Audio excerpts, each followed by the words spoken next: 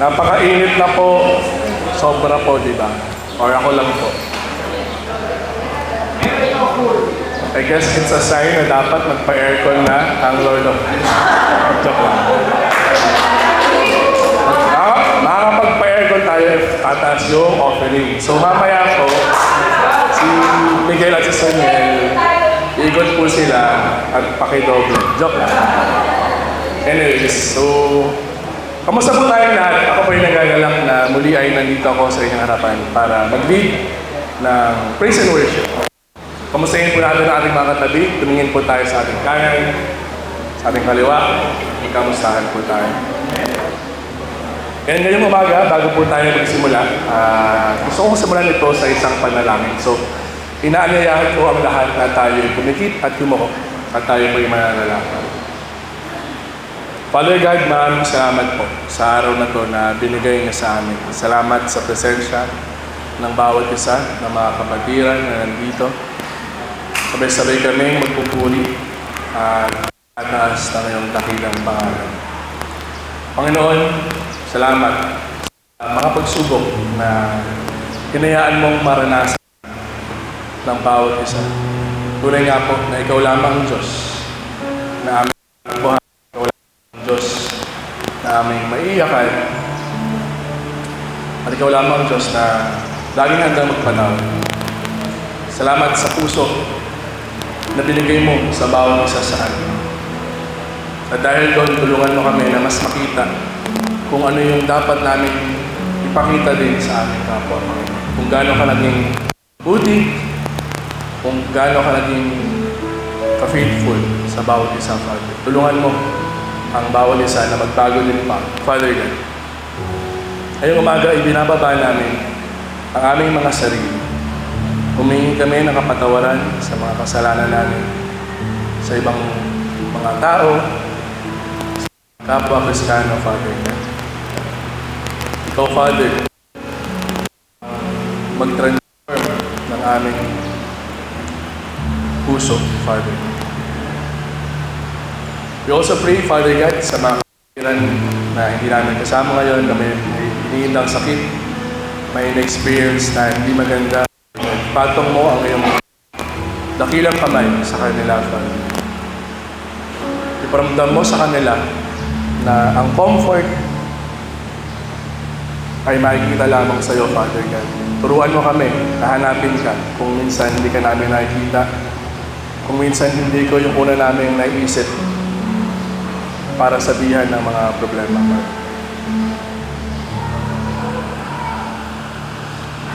Father God, ngayong umaga, tulungan mo kami na makita ang liwanag na meron ka. Buksan mo ang aming puso, ang aming isipan. Alisin mo ang mga disturbances sa aming puso, sa aming isip ngayon. Kung iniisip namin ang trabaho, kung iniisip namin ng mga requirements sa school, mga utang, mga problema sa love life, tanggalin mo po ito, Father God. Palitan mo ito ng saya at palitan mo ito ng pag-asa. Ngayong umaga, itataas namin ang iyong dakilang pangalan. Aawitan ka namin at naway masayahan ka dito, Father God. Muli, Father God, itataas namin ang iyong dakilang pangalan. We praise you and we glorify your name. This is all we ask. In Jesus' mighty name we pray. Amen. Handa na po ba tayong magpuri sa Panginoon ngayong umaga? Amen. Sabik na po ba tayo magpuri sa Panginoon? Amen. Sabi po sa Psalm 100 verse 4, enter His gates with thanksgiving and His courts with praise. Give thanks to Him and praises in His name. So tumayo po tayong lahat at awitan natin ang Panginoon.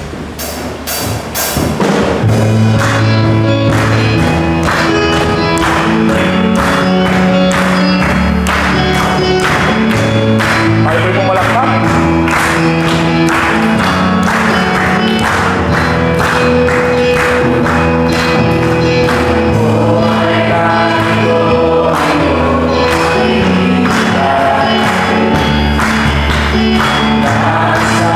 Nasa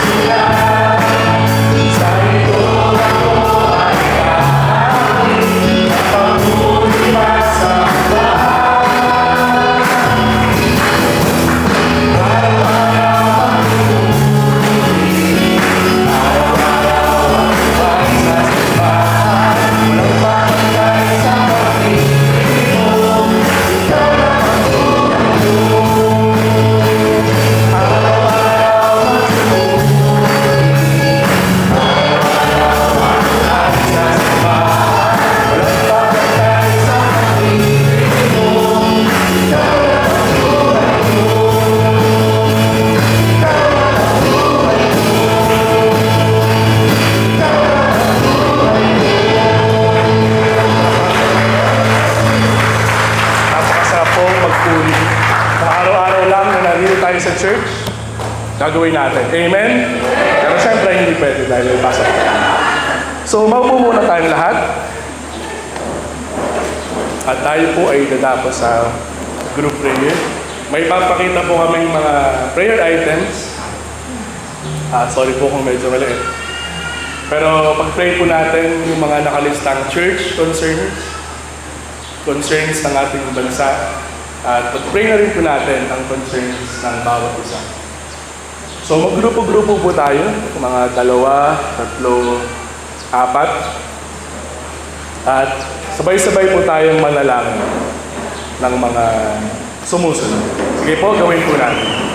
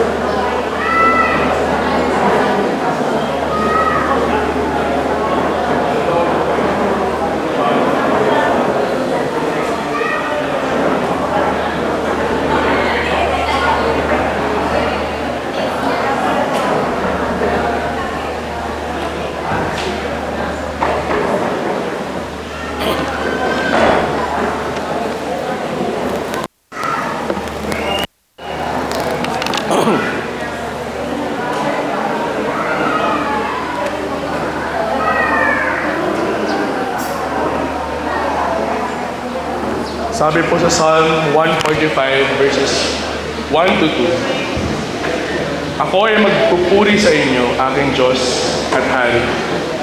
Pupurihin ko kayo magpakailanman. Pupurihin ko kayo araw-araw. At ito'y aking gagawin magpakailanman. So, sabi ko kanina, napasarap magpuri sa Diyos araw-araw. So, kahit hindi naman tayo nandito sa church, we can do our praise, we can worship Him, we can lift up His name pa din kahit nasan tayo. Anumang oras, handa siya makinig sa atin. Tumayo tayong lahat at patuloy natin awitan ang Panginoon.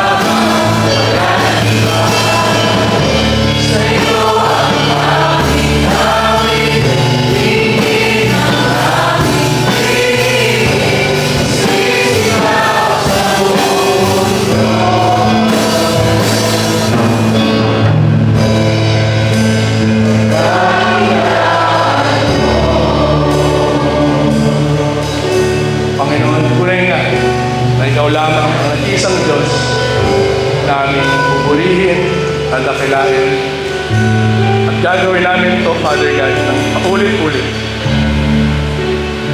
Ikaw ba magbibigay ng lakas sa atin? Ikaw ba magbibigay ng reason bakit namin ito gagawin at bakit namin ito ginagawa? Hindi sapat ang mga boses namin, ang mga awitin namin, ang mga palakpak namin para mapalitan ang lahat ng biyaya na binigay mo sa amin lahat. Para mapalitan ang kadakilaan na pinaramdam mo sa bawat isa. Ngayong umaga, Father God, bigyan mo kami ng mababang puso. Buksan mo ang aming puso at isipan sa pakikinig ng iyong salita. Gamitin mo ang iyong mensahero ngayong araw na ito para ipabatid sa bawat isa ang mensahe na nais mo na marinig namin. Wala nang ibang Diyos kaming pupurihin, wala nang ibang Diyos na kaming dadakilahin, kundi ang pangalan mo, Father. Kung nandito na lamang po ang aming panalangin, we praise you, we honor you, we lift your name on high. This is all we ask. In Jesus' mighty name we pray. Amen. Palakpakan ng Panginoon. Ako po na po tayo. Tinatawag ko po si Kuya Joe para po sa atin.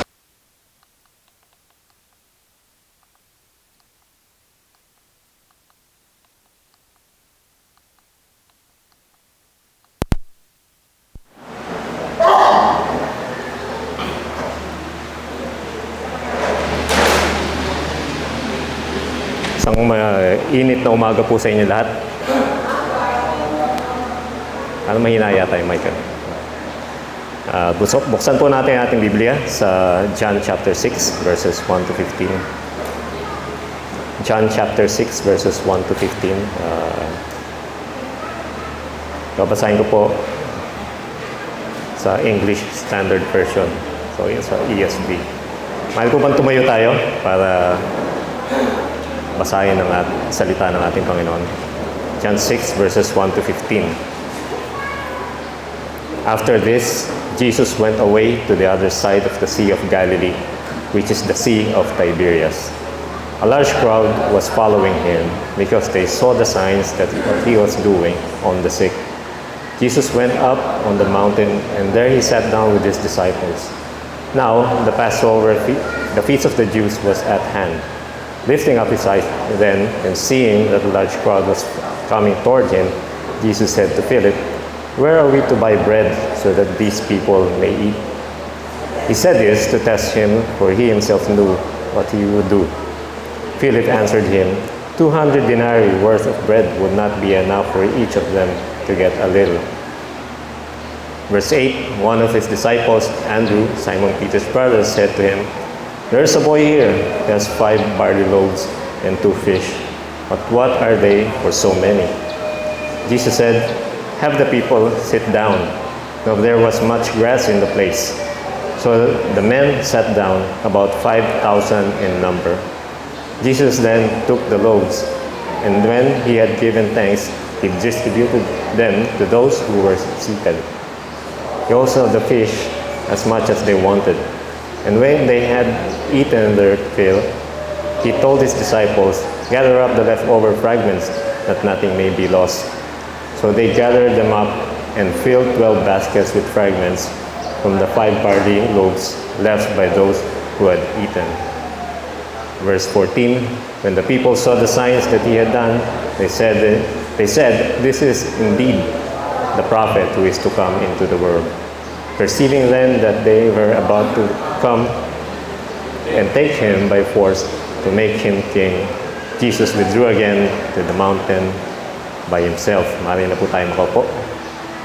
Tayo po ay manalangin. Manalangin Diyos, salamat po sa pagbasa ng iyong salita.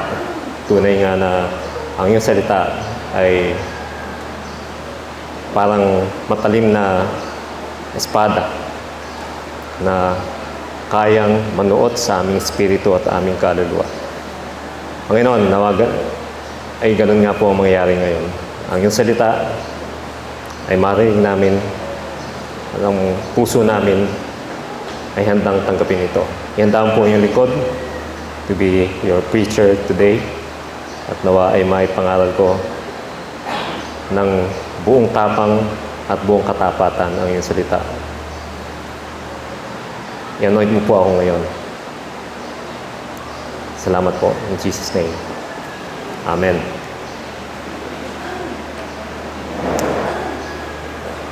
Good morning po ulit. Siguro lahat ng kayo ay familiar sa pag-aaral nating talata ngayon. So sa lahat na kasi ng himala na ginawa ng ating Panginoong Jesus, ito na yata yung pinakamalaki. No? Napansin niyo ba? Malaki or massive dahil napakaraming witnesses. At hindi lang man po witnesses o spectators yung sinasabi ritong 5,000 na participant, kundi participants lang din po sila. Participants po sila ng himalang ito dahil natikman nila at nabusog sila sa himalang ginawa ng ating Panginoong Jesus.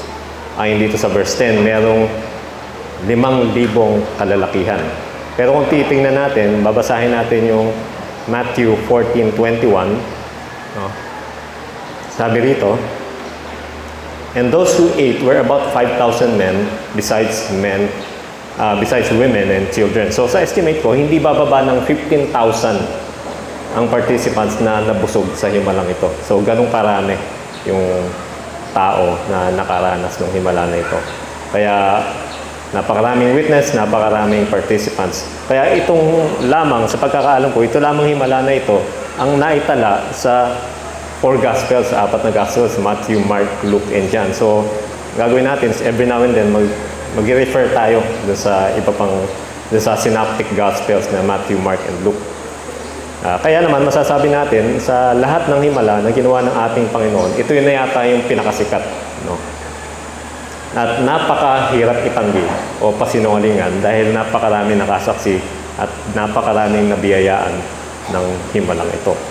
Ang tanong, ano nga ba yung dahilan ng paggawa ng Diyos o paggawa ni Kristo ng ganitong himala? I'm sure bawat kilos ng ating Panginoon noon ay meron siyang mahalaga na dahilan o mahalagang objective. And very obvious na masasabi natin dito ay yung kanyang compassion. Nabi sa parallel passage na Matthew 14 verse 14 ay pagdating niya sa pampang, nakita niya ang napakaraming tao at nahabag siya sa kanila. So, alam ni Jesus na ang mga taong ito, kapag hindi nakakain, ay magugutom. O kailangan niyang pakainin. Ayon pa sa Matthew 14, nagpagaling din siya ng mga may sakit doon mismo sa place na yon, sa time na yon, sa pamamagitan ng himala.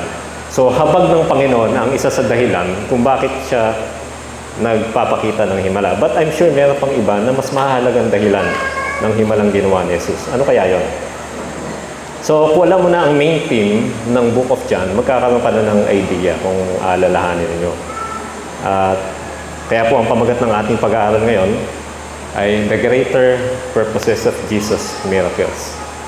The Greater Purposes of Jesus' Miracles. So, meron po tayong 3 punto, pero himayin muna po natin bago tayo dumako doon. Before John 6, John 5, after niyang makipag-usap o sermonan yung mga opponents niya ng mga Hudyo. No? Meron siyang mga opponents ng time na yun. Yung mga Hudyo na galit sa kanya, mga Hudyo na gusto siyang patayin, after niyang makipag-usap, makipagtalo, ay pumunta siya sa Jerusalem yun. Pumunta siya sa Sea of Galilee o sa dagat ng Galilea. Bakit niya nilisan ang Jerusalem noong time na yun? Pahiwati kasi sa Matthew 14 at Mark 6 na parallel chapters ng John 5, ito yung time na na-execute na o pinugutan na ng ulo si John the Baptist. No? Sa pamamagitan ng, dahil sino nga yung emperor noon time na yun? O sino yung hari noon? Yung hari. Herod. Pinugutan na ng ulo si John the Baptist. Dahil alam niya na siya na isusunod ng mga katunggali niyang Hudyo na gustong pumatay sa kanya. At umalis siya dahil hindi pa yun yung time para siya mamatay. Hindi pa niya oras. Kaya nilisan niya. Yung pinuntahan niya with his disciples, kasama niya yung mga disciples niya, sabi rin sa talata, ito rin ay kilalang dagat ng Tiberias. Nung time kasi na yun, pinalitan yung pangalan, ipinangalan sa isang Roman emperor na si Caesar Tiberius. No? Pagkakaalam ko yun. Pero alam na later na, balik din sa Sea of Galilee yung pangalan nun. No? Hindi sinabi kung saang side ng Sea of Galilee sila nagpunta kasi malaki din yung Sea of Galilee na yun. Pero ayon sa parallel passage na sa Luke 9 verse 10, sila ay nasa Bethsaida, nasa northern part ng Sea of Galilee. Gaano ba kalayo yun? From Jerusalem to Bethsaida. Isipin nyo, from Quezon City to Rosales, Pangasinan. And considering the terrain ng from Jerusalem to Sea of Galilee, ilang araw kaya yun? Tansya nyo. Yung mga 3-4, gano'n. Hindi ko lang kung dire-diretso yung paglalakbay nila. No? Napakalayo nun. So, mahirap lakbayin yun. So, by this time, ito na yung pang-apat na miracle o himala na ginawa ni Jesus dito sa Book of John. So, by this time, marami na siyang napagaling na mga may sakit. Kaya napakarami ng taong sumusunod sa Kanya. Kaya sinabi sa verse 2, sumunod sa Kanya ang napakaraming tao sapagkat nakita nila ang mga tanda na ginawa niya sa mga may sakit. Sa next slide po. Ayan. Dami ng taong sumusunod sa Kanya. Ayon pa sa parallel passage na Matthew 14:14, dito rin mismo ay bago po siya magpakain ay nagpagaling nga siya ng mga may sakit dahil sa kanyang habag na hindi na rin binanggit dito sa John 6. Ayon pa sa verse 3, pagkatapos noon ay umakyat naman siya sa bundok with his disciples at doon siya naupo. Bakit siya umakyat doon? Sabi sa parallel passage sa Mark 6:34, hindi na binanggit ito sa John 6. At sila'y sinimulan niyang turuan ng maraming bagay. So parang ano to parang Sermon on the Mount Part 2, parang gano'n. So nagturo din siya rito. And by this time also, ay sabi sa verse 4, ay malapit na noon ang Pasko na pista ng mga Hudyo. Hindi po ito mahal na araw, ano? Pero parang gano'n na rin in terms of kahalagaan sa mga Katoliko, yung Passover o Pasko. Ano naman ang significance ng Passover sa talatang pag-aaralan natin? Mamaya po sasabihin ko kung ano yung significance nito. Pero sinabi pa sa verse 5, itinanaw ni Jesus ang kanyang mga mata at nang makita niya ang napakaraming tao lumalapit sa kanya, ay sinabihan niya si Felipe, saan tayo makakabili ng tinapay upang makakain ang mga taong ito? Sa parallel passage din sa Mateo 14:15. Next slide please. Nang magtatakip siling na, lumapit sa kanya ang mga alagad niya na nagsasabi, ilang na lugar ito? Lumipas na ang maghapon, papuntahin mo na ang mga tao sa mga nayon upang makabili sila ng kanilang makakain. So gumagabi na pala. Hindi pa rin umuwi yung mga libu-libong katao na yon na sumunod sa kanya. Ang gusto ng mga disciples ay paalisin na sila dahil malayo sa kabiasnan yung kinaroroonan nila para makahanap man lang sila ng mabibili ng pagkain. No, walang sari-sari store. Wala kang mabibili ng Skyflex at Coke, di ba? Wala ring Food Panda o Grab Food. O baka kung may cellphone, wala ring signal. Hindi, wala pa talaga ng time na yun, lalo noon. So, kaya kailangan makauwi ng mga tao para makahanap ng makakain. O makahanap ng mabibilhan. Subalit, parallel passage pa rin sa Mateo 14:16, hindi sumang-ayon si Jesus.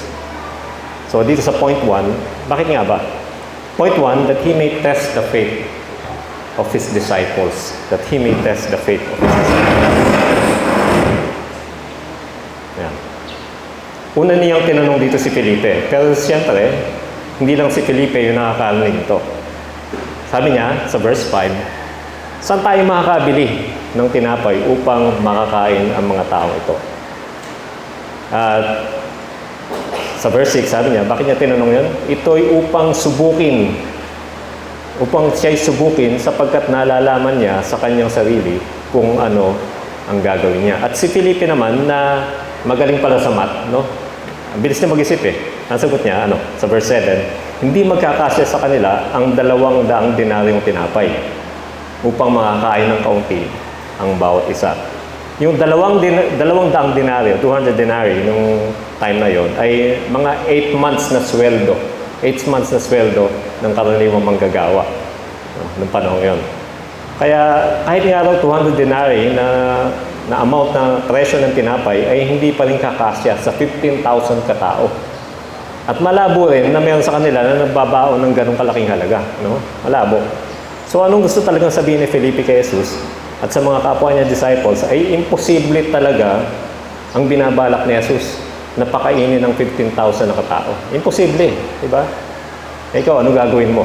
Di ba? Ayaw pa umuwi ng mga tao. At sa verses 8 and 9, nakijoin pa si Andres kay Felipe sa pagsasabi nito kay Jesus. Sinabi niya sa verse 9, may isang batang lalaki rito na mayroong 5 tinapay na cebada at 2 isda. Subalit gaano ang mga ito sa ganito karaming katao? No? So 5 tinapay na cebada o barley biscuit, alam mo para lang siya maliliit na pizza crust. No? Na, kasi nga wala yung pampalsa at 2 isda. Mukhang isang tao lang mabubusog nun, di ba? Baka sa iba sa inyo, kulang pa yun. So, nag-join itong si Andres sa pagsasabi kay Jesus na, Lord, imposible ang binabalak mo talaga. Wala talaga. But again, gusto nga kasing subukin ni Jesus yung pananampalataya ng kanyang mga alagad. Gusto niyang matest. Alam niyo po, kung gagawin mo ng listahan, ang mga himalang ginawa ni Jesus na recorded sa Matthew, Mark, Luke, at John, at this point sa John 6, ay nakagawa na si Jesus ng 18 himala. 18 miracles na yung nagawa niya at this point. Who knows, baka meron pa na hindi na-record dito sa Biblia. Ngayon, dito sinasabi nila, Lord, imposible ang gusto mo mangyari. Parang ganito yung sasabi nila, no? Lord, alam namin na nagawa mo ng maging alak ang tubig, pinagaling mo naman yung mga may sakit, inutusan mo na yung lumayas yung mga demonyo sa tao, inutusan mo na lahat ng tilapia pumunta sa lambat ni Pedro, binuhay mo na yung patay na anak ng byuda, pinakalma mo na yung malakas na hangin at alon, binigyan mo na ng bagong mata yung bulag, at pinagsalita mo na ang pipi. Pero Lord, ito hindi mo na ito kaya. Masyado na mabigat ito para gawin mo. Talaga.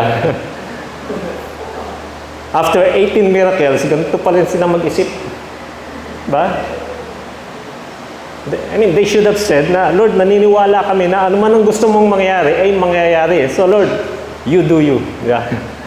Gawin mo na lahat, kaya mo na gawin. After ng mga miracles na nakita namin. And you would think na natuto na sila after this. So, later, after nitong feeding of the 5,000 o 15,000, dito naman sa Mateo 15 at Mark 8, nangyari na naman yung kaparehong sitwasyon kung saan 4,000 na kalalakihan naman yung papakainin ng ating Panginoon. Alam nyo, nagduda na naman sila. Nagduda na naman yung mga disciples. Pinoproblema na naman nila kung saan sila kukuha ng pagkain. Ay, ganyan talaga tayo eh. Di ba? Masyado tayong makakalimutin kapag meron tayong problema. Yung unbelief natin umiiral. No? Hindi man tayo nakakamalas ng ganong himala on a regular basis. Pero yung providence, yung biyaya ng ating Panginoon, araw-araw natin nararanasan. Hindi po ba? Lagi tayo nagpe-pray, give us today our daily bread. Gabi na, parang lumipas lang na wala lang. Tutulog ka ng busog. Ilang beses na ba natin napatunayan na faithful talaga ang Panginoon sa pagbibigay ng lahat ng pangangailangan natin? Pero nag-aalala pa rin tayo. Anxious pa rin tayo instead na lumapit kay Lord. After all these years, ganoon pa rin ba yung tingin natin sa Panginoon? Ilang beses ka na naharap sa mga difficult situations o problema na hindi mo talaga alam kung paano mo malalagpasan. So, nalagpasan mo, di ba?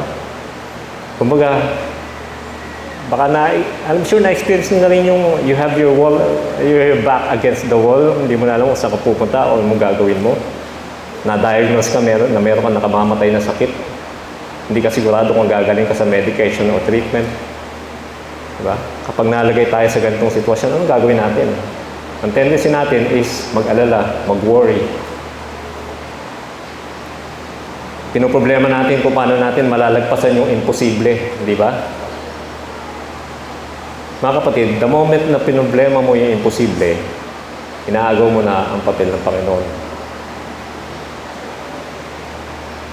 At hindi lang po insulto yan sa Panginoon, useless din naman. Useless din na problemahin mo yung mga bagay na wala talaga sa kamay mo. Diba? Kahit nung di pa ako mananampalataya, totoo lang, ilang beses na rin ako nalagay sa mga imposible sitwasyon. At alam mo, nakakamangha kung paano ako inalis ng Panginoon sa ganong sitwasyon. Lalo na ngayon, nung mananampalataya na ako, talagang lalo kong nararamdaman yun. Alam niyo po, when faced with impossibility, dito talaga tayo pinalalapit ng Panginoon sa Kanya. Hindi ba kahit yung madadali, mga simple bagay na pangangailangan natin, lalapit natin sa Panginoon? Ito pa kaya mga imposible? Diba? Ito lang yung sinasabi sa atin ng Panginoon pagka dinadala tayo sa ganong sitwasyon. Sinasabi niya, without me, you can do nothing. Even yung hangin na hinihinga natin ay galing sa Panginoon. Sabi ng Panginoon sa Lucas 18:27, ito tandaan natin kapag naroon tayo sa mga imposibleng sitwasyon. Ang mga bagay na hindi magagawa ng mga tao, ay magagawa ng Diyos. Sa madaling salita, nothing is impossible with God. Kinakanta natin yan, all things are possible, di ba? Kaya hindi tayo dapat mag-alala. Halimbawa pa, inuubo ka ngayon. Ilang araw na yung ubo mo, nag-worry ka na, baka hindi ka nagagaling. Ngayon, nakauwi na sa pneumonia. Bakit? Dahil nag-aalala ka. Lumala ang ubo mo dahil sa pag-aalala. O kahit wala kang sakit, isip ka ng isip. Ayan, nagkasakit ka na. O. Dahil stressful talaga ang pag-aalala. Pag tumaas yung stress hormone mo, immune system mo mag-shutdown yan. Bababa talaga. Yung virus na dormant sa katawan mo, magmumultiply yan. Sigurado yan. Sabi sa unang Pedro 5:7, ilagak ninyo sa Kanya ang lahat ng inyong kabalisahan sapagkat Siya'y nagmamalasakit sa inyo. So instead of worrying, pray. Because nothing is impossible with our God. Hindi ba ibinigay na nga ng Diyos ang Kanyang very best? No? His only Son, Jesus Christ, para sa ating kaligtasan. Bakit hindi niya ibibigay yung mas maliliit na bagay para sa kanyang mga anak? Nahin po sa Romans 8:32. Siya na hindi pinagkait ang kanyang sariling anak, kundi ibinigay niya dahil sa ating lahat. Bakit naman hindi ibibigay sa atin ng walang bayad ang lahat ng mga bagay? Point 2. That people may believe that He is God. That Jesus Christ is God. So ito na nga yung theme na sinasabi ko ng Book of John. That Christ is God. So matapos nga mo ang argument niya ng mga disciples kay Jesus, maring inaasahan nila na i-dismiss na ni Jesus yung napakaraming tao. Kaya sinabi ng Panginoon sa verse 10, paupuin nyo ang mga tao. Madamo sa dahon yun, kaya umupo ang mga lalaki na may 5,000 ang bilang. Alam mo, shock siguro yung mga disciples, ano? Pakainisip nila, ano papakain nito? Damo? Maraming damo eh. Hindi po, sabi ko sa verse 11, kinuha ni Jesus mga tinapay, siyempre kasama yung isda, no, yung galing doon sa bata, at nang magpasalamat ay ipinamahagi niya sa mga nakaupo. Binigyan din sila ng mga isda hanggang gusto nila. O nagpasalamat lang siya sa Diyos Ama at ipinamahagi niya through His disciples ang mga tinapay at isda. Grabe, 1 to sawa ang ibinigay na pagkain ng Panginoon. No? Talagang buffet, only fish, only bread, only barley bread. No? Dahil ang kumain ay 15,000 na katao hanggang sila'y mabusog. No? Now, dito pa lang sa single verse na ito, ay malalaman mo na ang isa sa pinakamahalagang nature o pagkakakilanlan ng ating Panginoong Hesus. Ano yun? Jesus Christ is Creator God. Jesus Christ, Jesus ay Creator God. Siya ang manlilikha. Ilang minuto lang, no? Siguro, segundo lang ang inabot ng paglikha niya ng bread at isda. No? Hindi ko alam. Pero take note, yung barley bread at at yung isdang luto ay hindi man lang po nagdaan sa baking at cooking process. Kasi niyo ba yun? Kaya ako po ay namamangha doon sa mga Kristiyano hanggang ngayon ay naniniwala pa rin sa evolution. No? Na pinasisinungalingan ang katotohanan ng 6-day creation ng Genesis. Ang alam mo yung evolution, hanggang ngayon wala pang napapatunayan yan. Wala ka man nakitang unggoy na nagmumukha ng tao. Siguro baliktad, baka yung tao nagmumukha na. About the evolution, hindi evolution, no? Wala pa rin ebidensya ang evolution. Ano na lang nila, nag-theorize lang sila. Pero ako po, naniniwala ako sa farming, baking, at cooking. I'm sure kayo rin. Nakikita nyo yan. Pero kine-question nyo ba? Kine-question nyo pa ba kung nagdaan sa baking process yung barley bread na pinakain ni Jesus? Kine-question nyo ba kung sino yung nanghuli at nagluto ng isda na ipinakain ni Jesus sa 15,000 na katao? Lumikha si Jesus ng barley bread na hindi na nagdaan sa harvesting at baking. Nakita niyo ba yun? At lumikha rin siya ng isda na hindi hinuli, isda na walang nanay, walang tatay, isda na hindi lumangoy, diba? Isda na hindi nabuhay, kundi nag-create siya ng isda na ready to eat. Kung isipin mo, ay mas astig yung ginawa ni Jesus dito kaysa sa Genesis 1. Di ba? Paano niya ginawa yun? Hindi ko po alam. Ang alam ko lang, si Kristo Jesus ay Diyos. Jesus Christ is Creator God. Huwag natin tanongin kung paano. Siguro by, katulad sa Genesis 1, by the word of His power, by His thoughts, diba? By His wisdom, nagawa niya yan. At ito na nga yung sa dahilan ng paghihimala ng ating Panginoong Yesus. Nabi sa John 1 verse 1, ang salita ay Diyos. Sinabi naman sa John 1:14, ang salitang ito ay nagkatawang tao. Ito mismo yung claim ng ating Panginoong Yesus sa John 10:30. Nabi sa John 10:30, siya mismo yung nagsabi, ako at ang Ama ay iisa. At later, sinabi pa ni Jesus kay Felipe sa John 14 verse 9, ang nakakita sa akin ay nakakita sa Ama. Jesus Christ is God. Kaya naman, huwag tayong magpapadala sa paniniwala ng pinakamalalaking kulto dito sa ating bansa. Namely, ang INC at Jehovah's Witness. Tinuturo sa INC na si Jesus ay propeta, pero tao lamang. Hindi siya Diyos. Itinuturo sa Jehovah's Witness na si Jesus ay archangel lamang. Kaya siya ay created being lamang at hindi raw Diyos. Mga kapatid, hindi pareho ang Kristo Jesus na pinaglilingkuran nila at ang Kristo Jesus na pinaglilingkuran at sinasamba natin. Hindi pareho ang Diyos na sinasamba natin. Ang Diyos nila walang anak. Huwag tayong magpapalinlang. Si Kristo Jesus ay Diyos. Point 3, that people may believe that He is the Messiah. Messiah means Christ or the Anointed Savior. Dahil po sa verses 12 and 13. Nang sila'y mabusog, ay sinabi niya sa kanyang mga alagad, tipunin ninyo ang mga pinagputol-putol na lumabis upang walang anumang masayang. Kaya't kanilang tinipon ang mga ito at nakapuno ng 12 kaing ang mga pinagputol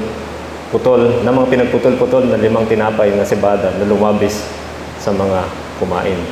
Ayon dito sa talata, inutusan nila yung mga disciples na pulutin yung mga natira nilang tinapay at napuno nila yung 12 baskets.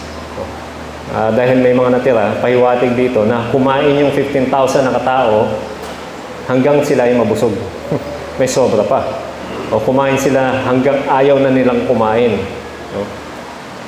Kaya naman, meron pa mga leftovers.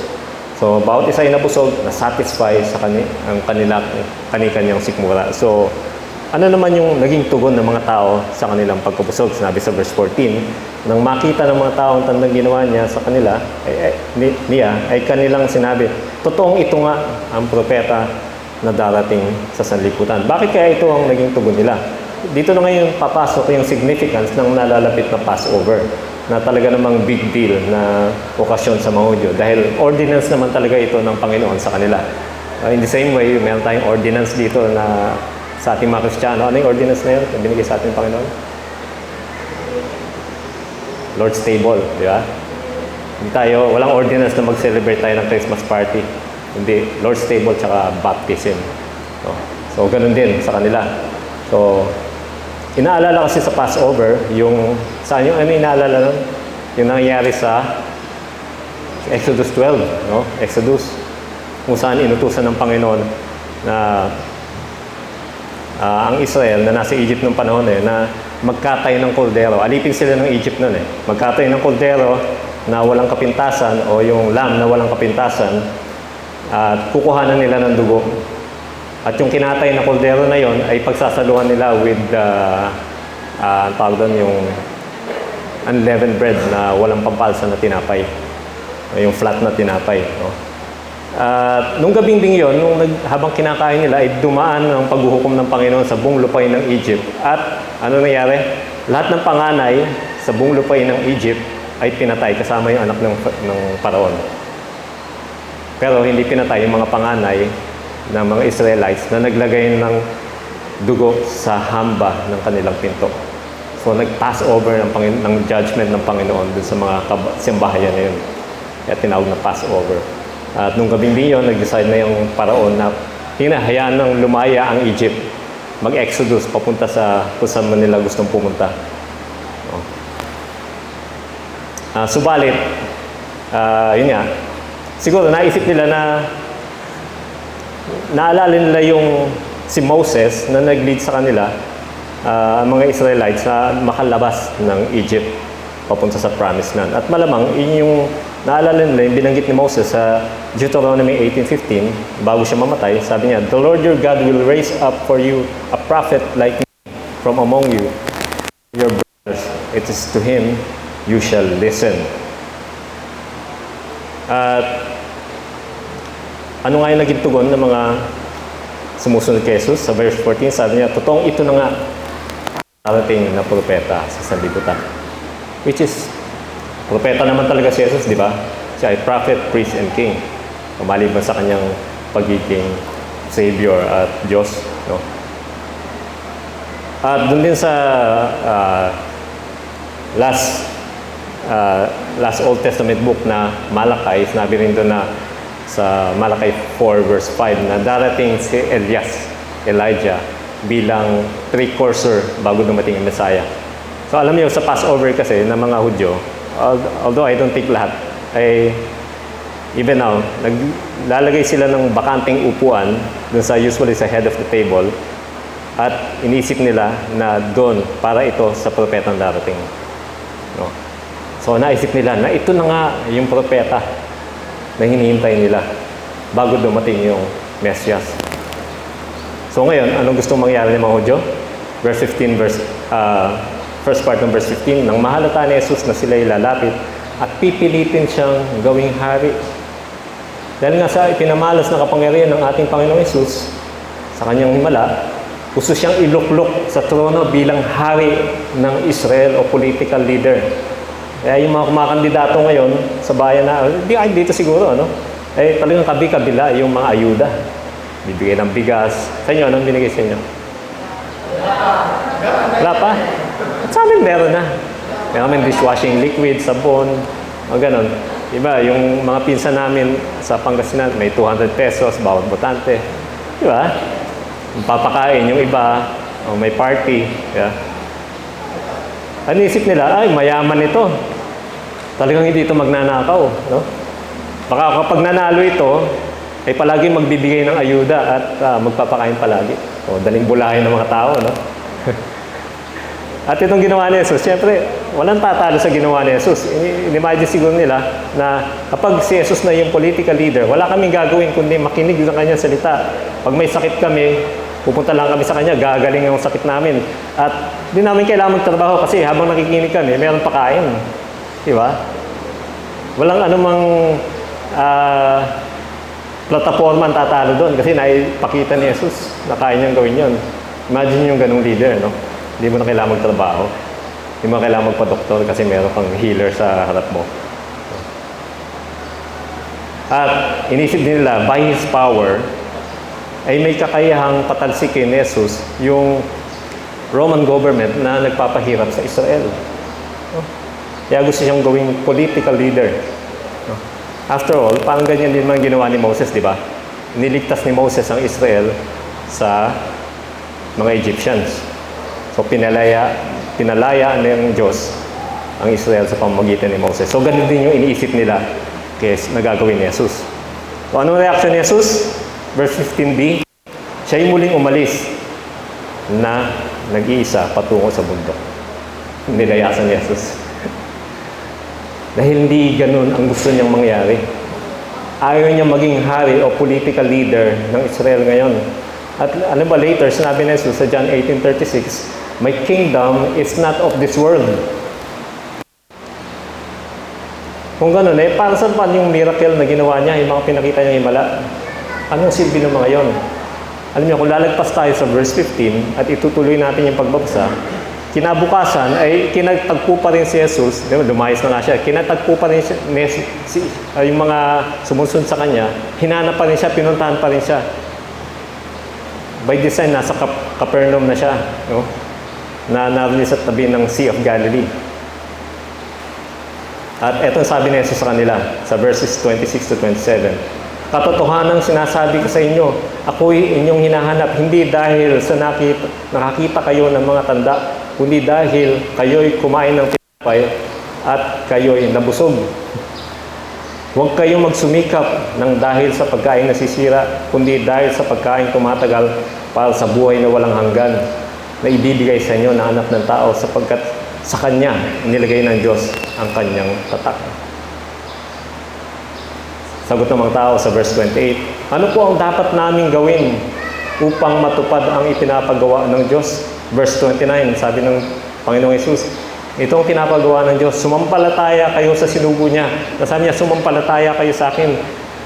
And you would think na magigets na ng mga tao yung gusto sabihin. Pero tugon ng mga tao sa verses 30 to 31, ano po ang himala na ipapakita ninyo upang sumampalataya kami sa inyo? Ano po ang inyong gagawin? Ang aming mga ninuno ay kumain ng mana sa ilang, ayon sa nasusulat, sila'y binigyan ni Moises ng tinapay na galing sa langit. Di ba nakakamangha? Alam mo, dinadala na nga ni Jesus sa spiritual ang usapan, subalit itong mga tao, pilit pa rin ibinabalik sa usapan kung ano yung magsasatisfy ng kanilang sikmura. Hindi nila naisip kung ano yung magsasatisfy ng kanilang kaluluwa. Isip pa rin nila na kailangan namin mabusog. May dinner kahapon, ngayon naman breakfast. At later, sinabi pa ng Panginoon sa verse 35, ito maganda, ako ang tinapay ng buhay, ang lumalapit sa akin ay hindi maugutom, at ang sumasampalataya sa akin ay hindi kailanman mauuhaw. Kung ano yung sabihin nito, ay malayo sa gustong mangyari na maudyo. Ang gusto sana ng Panginoon na malaman at panaligan ng mga tao ay ang himalang ito ay pahiwatig o illustration lamang of what He alone can do for them spiritually and eternally. Ang lahat na ito ay physical symbol ng mga bagay na kaya niyang gawin at gusto niyang gawin para sa atin. Yung mga sickness o diseases na himala niyang pinagaling o inalis yung mga sakit. Ito ay sumasagisag sa kasalanan na pwede niyang alisin sa tao once na ang tao ay manalig kay Jesus. Yung mga kanilang pagkabusog sa pagkain ng tinapay at isda, once na ang tao ay nanalig kay Jesus, his greatest need will be satisfied. Ganun din sa sitwasyon natin ngayon. Even itong grace, yung mga biyaya na binibigay sa atin ng Panginoon ay illustration of what God can do for you. Kung nasarapan ka, mamaya kakain tayo, masasarapan ka sa mabubusog ka sa mga pagkain. Ito ay pahiwatig na kanyang isasatisfy ang greatest need mo if you believe in our Lord Jesus Christ. Yung sakit mo na pinagaling ng Diyos, inalis yung sakit mo, Picture din yan ng pag-aalis ng Diyos. Ang lahat ng mga kasalanan mo kung ikaw ay mananalig sa kordero ng Diyos na nag-aalis ng kasalanan.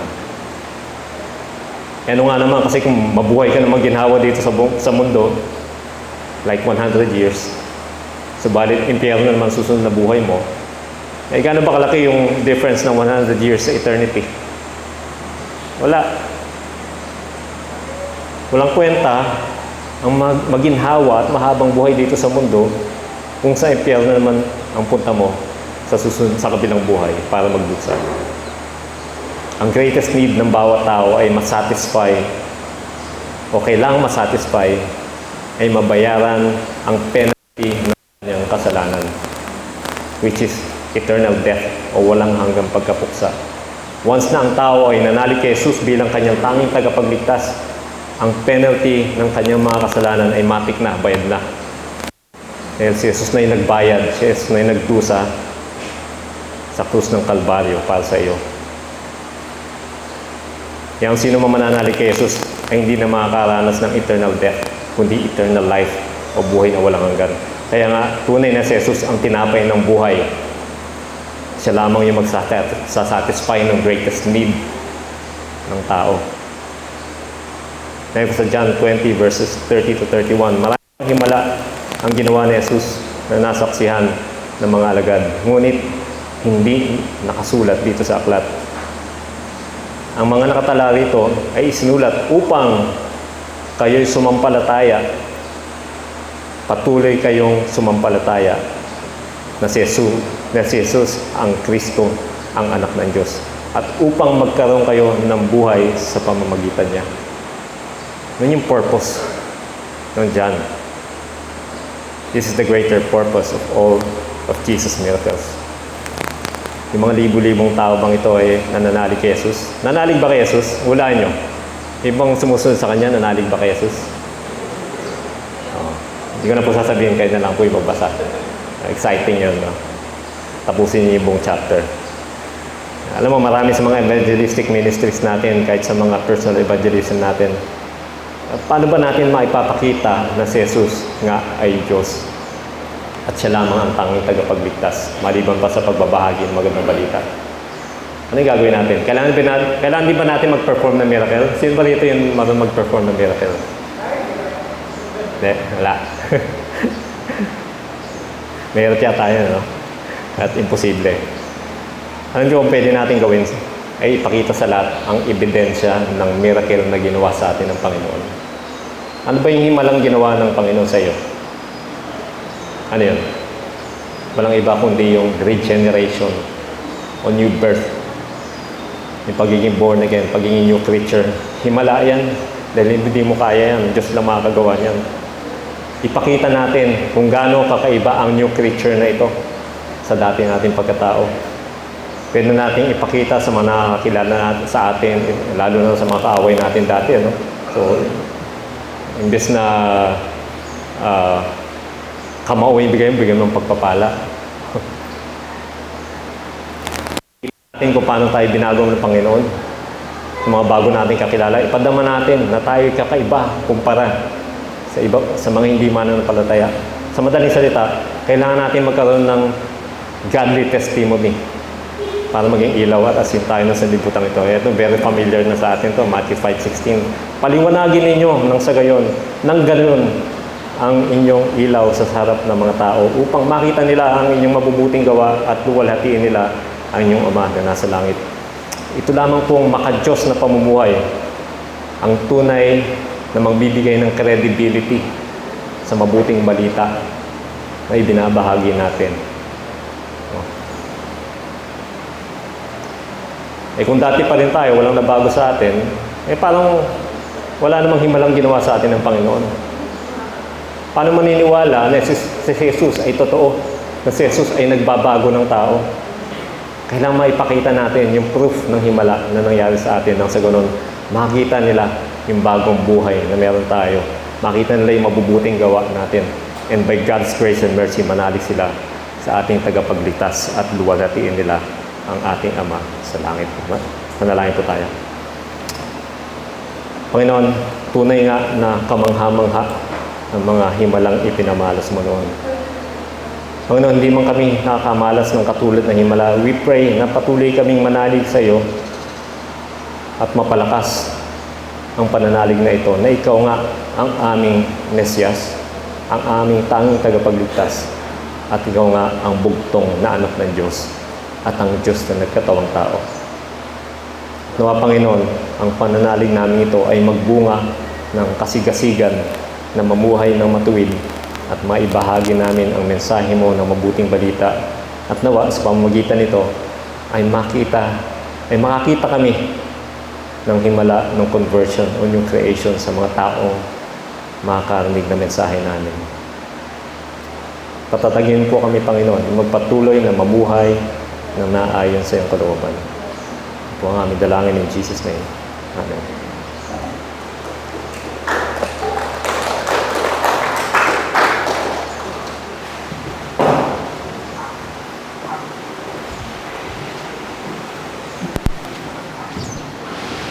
Salamat po kay Joey. At ngayon po, ihanda po natin ang ating mga ikapo para po sa ating kahit sino. Tinatawag ko po si Miguel at si Sonia.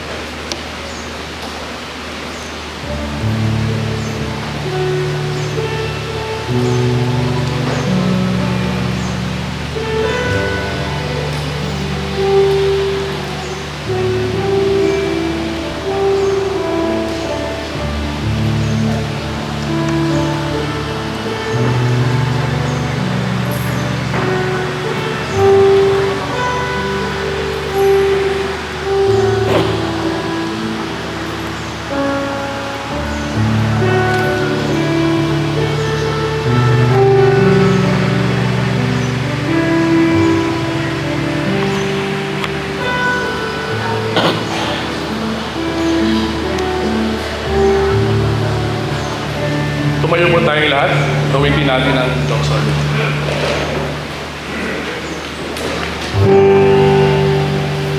Praise God from whom all blessings flow.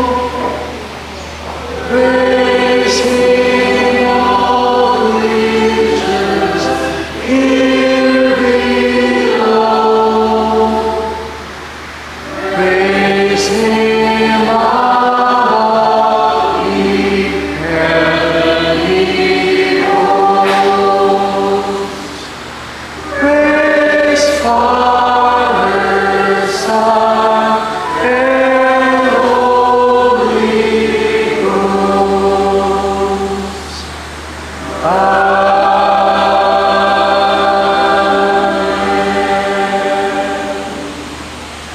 Apo na po tayo at paano po sa ating announcement.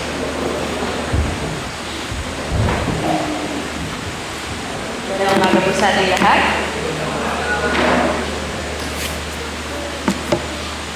So, darating po na April 16, Wednesday, ang ating prayer meeting dito sa Doña Carmen ay gaganapin po in person. At ito po ay at 7 o'clock p.m. po. Hindi po yan day of prayer. Regular lang po yan na prayer meeting at Wednesday ng 7 o'clock p.m. So, antayin na lang po natin kung sino ang facilitator para sa araw. So, darating po na linggo, which is Sunday, April 20, at 5:30 a.m. po dito sa Doña Carmen, gaganapin po ang ating Resurrection Sunday service. At meron po tayong breakfast fellowship na magaganap pagkatapos ng ating panambahan. Kaya pwede naman po ay magdala tayo ng pagkain na pwede natin pagsalusunan. Ito po ay joint service kasama ng ating congregation from Batasan. So magsama-sama po tayo next week para salubuhin ang pagbuhay muli ng ating Panginoon. Sa araw po na yun, ang ating worship leader ay si Riel at ang ating preacher po ay si Tito Andres Sulingan, kung saan ang topic niya ay ang kahalagahan ng resurrection. So magkita-kita po tayo at 5:30 a.m. next week po sa Sunday. Pagkatapos po ng ating worship service and fellowship, tutuloy po tayo sa ating community of disciple makers at imbitado po ang lahat ng small group leaders and disciplers dito po sa gawain na ito. At pag-uusapan po natin ang handling challenging personalities. So ito po ay gaganapin from 8:30 to 10 o'clock a.m. dito po sa Doña Carmen Worship Hall. Patuloy po natin ginagawa ang piso kada araw para sa ating Pastor's Wellness Fund. Pero wala po ngayon ang ating alkansya dahil ito ay kinuha ng HAPCO.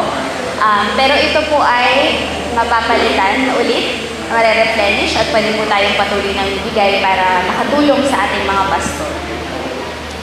Pagdating naman po ng May 3, which is a Saturday, from 8 o'clock a.m. to 6 o'clock p.m. sa Marikina Sports Center, ay gaganapin ang ating ABCOP Community Day. At meron po tayong mga irong activities and sports na pwedeng salihan sa araw na yon, tulad ng basketball, volleyball, badminton, table tennis, Scrabble, pati na rin po Bible quiz. At kung gusto po natin sumali, pwede po natin lapitan si Kuya MJ para po maitala ang ating mga pangalan. At patuloy natin pinapaalala na ang ating family day ay na-move po mula May 11 to May 18, 2025. At magkakaroon pa po tayo ng mga karagdagang announcements pag nalapit na po ang araw na yun. Meron po tayong celebrate ng birthday na this week. Si Ate Sasu po ay mag-celebrate na kanyang birthday sa April 17. Awitan po natin siya.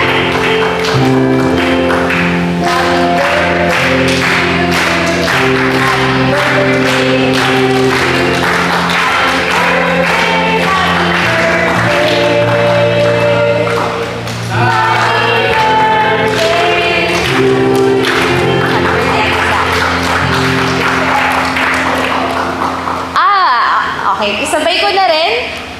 Kasama po natin ngayon sina Tita Gigi, si Kisha, pati rin po si Cristel. At si Cristel yan po ay celebrate ang kanyang birthday this coming April 16. So happy birthday, Cristel. At natutuwa po ulit kami na makasama kayo sa aming panambahan. At kasama po nandito rin po si Tita Remy, na akala ko ay kapatid ni Tita Frances. Kapatid pala siya ni Tita Rock. Si Kren. Tapos nandito rin po si Tita June, pati si Kagisha. So welcome po kayo lahat dito sa Lord of Life. We are thankful that you are here with us. Meron pa po ba tayong first-timers ngayon? Parang wala naman po. Mamaya po ay magkamayan tayo bago tayo umalis.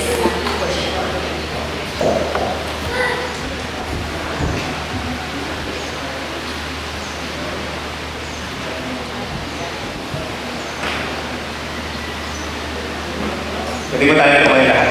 Tanggapin po natin ang pagpapala mula sa salita ng Diyos.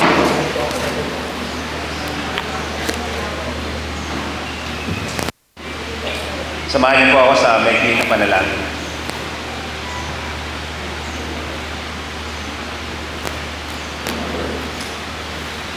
Ama, maraming pong salamat sa iyong salita. Salamat sa iyong kasapatan sa mo yung pinaalala sa amin mula sa kwento ng John chapter 6. Patuloy mo kaming palakasin at patuloy mong palilimin naming pananampalataya sa mga salita at pangako nito. Kahit po sa linggo natin na meron kaming pagkakataon o ang marami sa amin may pagkakataon na tumigil dahil sa pag-alala namin ng sakripisyo na iyong ginawa. Bigay mo sa amin din ang pananabik na magsama-sama sa susunod na linggo sa pagdiriwang namin ng iyong pagkabuhay.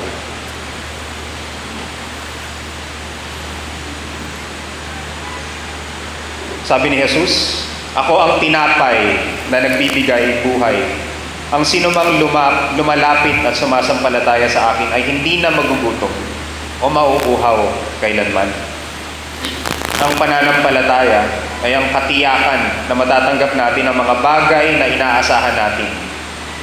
At ito ay ang pagiging sigurado sa mga bagay na hindi natin nakikita. At ngayon, purihin natin ang Diyos, siya na makapag-iingat sa atin upang hindi tayo magkasala at makakapagdala sa atin sa kanyang harapan ng walang kapintasan at may lubos na kagalakan. Siya lang ang Diyos at ating tagapagligtas sa pamamagitan ng ating Panginoong Jesucristo. Sa Kanya ang kapurihan, karangalan, kadakilaan at kapangyarihan mula pa noong una hanggang ngayon at magpakailanman. Amen. Manatili po tayo nakatayo para sa panghuling awit.